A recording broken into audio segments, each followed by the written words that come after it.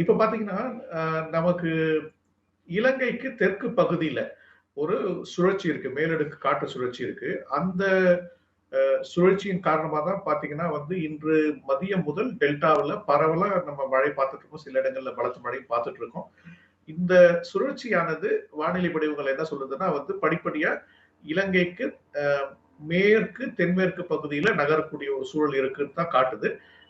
அப்படி இருக்கிறப்ப என்ன ஆகும்னா வந்து, இப்போதைக்கு நம்ம டெல்டா பகுதியில பார்த்துக்கிட்டு இருக்கிற அந்த அ பலத்த மழை வந்து படிப்படியா தென் தமிழக பகுதியில கடலோர பகுதிகள் முதல்ல, அதுக்கப்புறம் உட்புற பகுதிகளையும் நம்ம அடுத்த 2, 3 நாட்கள்ல பார்க்கலாம்.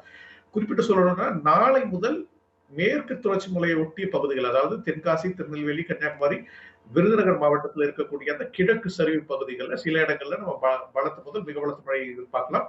தெற்கு கடலோர பகுதிகளிலும் பரவலா நம்ம பலத்த மழையை எதிர்பார்க்கலாம். இது அடுத்த ஒரு 3 நாளைக்கு வந்து டெல்டா, அதாவது டெல்டால இருந்து தென் தமிழகம் வரைக்கும் இருக்கக்கூடிய கடலோர பகுதிகளில் பரவலா மழை இருக்கும். சில இடங்களில் பலத்த முதல் மிக பலத்த மழை இருக்கும்.